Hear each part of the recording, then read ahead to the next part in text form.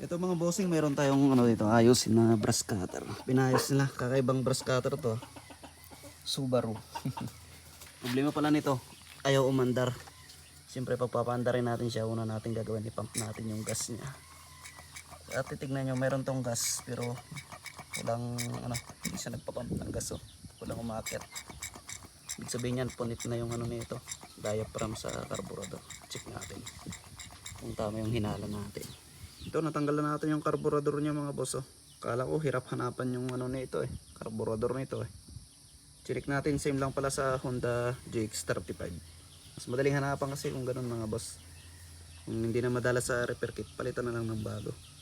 Minsan kasi sablay din yung mga pinapalit nating repair kit kaya mas maganda bago na lang na carburetor. Mura lang naman to mga bossing dito sa online. Mahanap ako ng link, ilalay ko dyan. Diyan kayo bumit.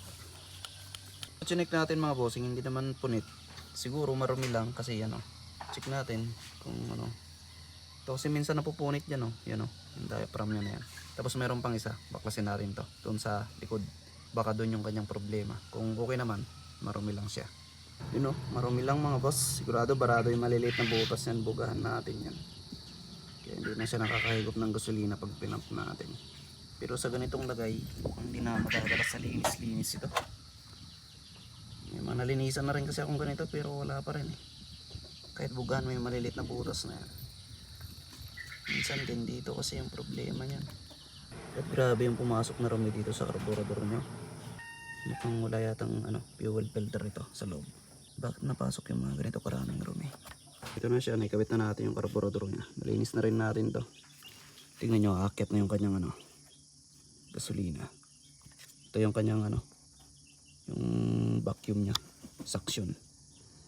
Tapos dito yung kanyang return, itong kulay yung maitim niya makikita nyo naman kung aakyat na yung gasolina dyan yun makin na diba.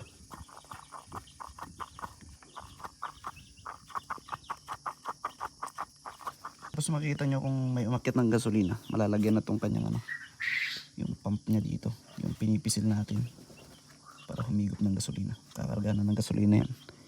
Parang reservoir nya na rin yan. Double purpose yan reservoir tapos pump. Kaya pag nabutas yan, maglilit yung gasolina dyan, hindi na rin siya makakahigop. Andar, konti na yung kanyang gasolina pero hihigop pa sana yan. Kaya pa yan. Check natin yung kanyang kuryente kung meron siya.